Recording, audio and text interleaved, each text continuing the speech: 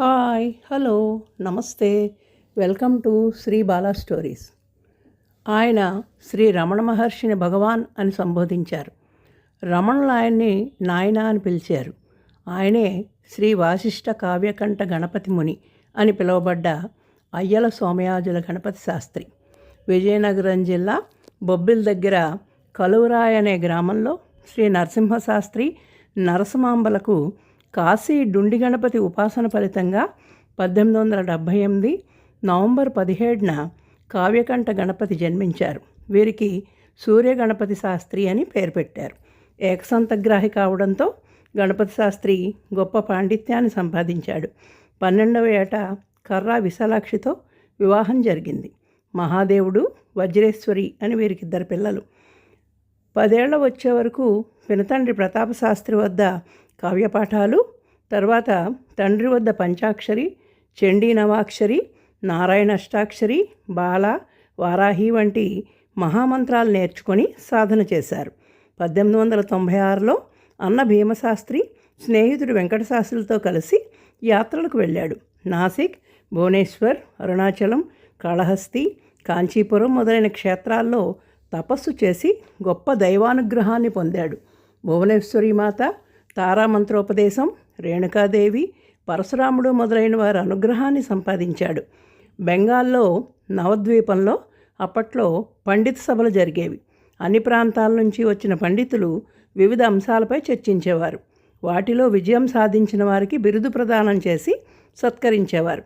గణపతి శాస్త్రి ఈ సభలకి హాజరై కఠిన పరీక్షలు ఎదుర్కొని చివరికి విజయం సాధించాడు.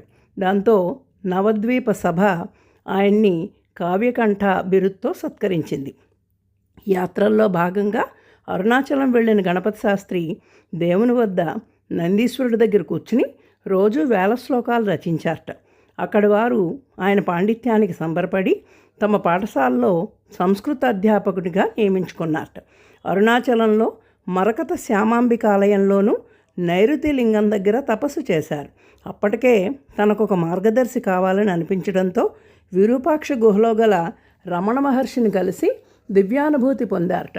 తపస్సు యొక్క స్వరూప స్వభావాలు తెలియచేయమని రమణులను అడగ్గా, నేను అనేది ఎక్కడి నుండి పుడుతుందో గమనిస్తే మనస్సు దానిలో మునిగిపోతుంది.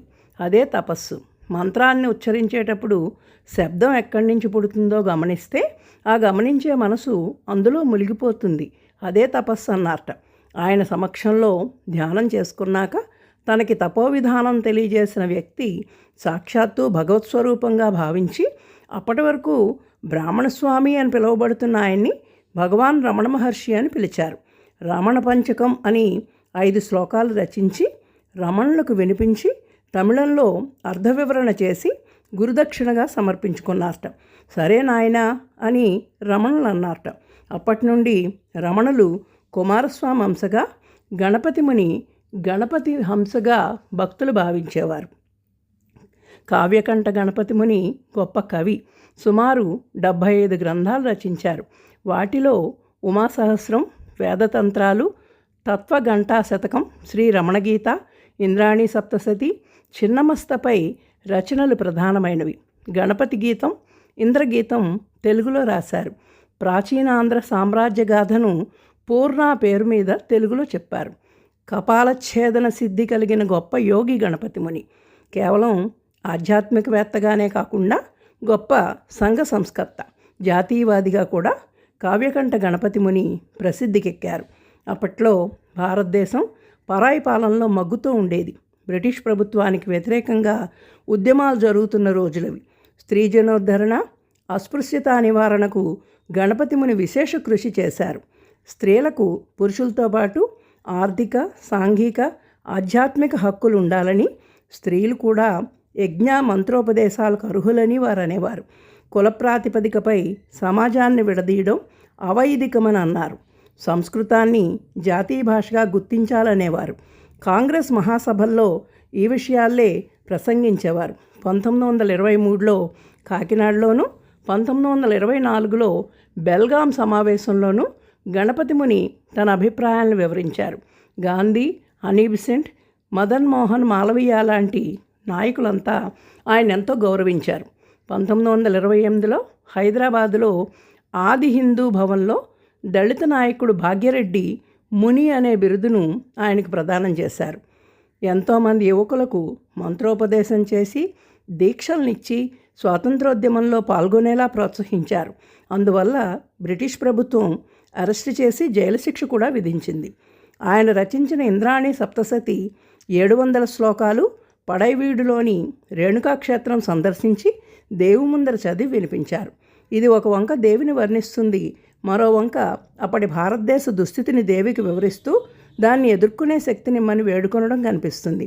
ఓ తల్లి, వేల కొలది సంఘములుగా విచ్ఛిన్నమై శత్రుభారంచే ఖిన్నురాలైన భారతదేశాన్ని రక్షించడానికి మాకు బలమిమ్ము అని అంటారు.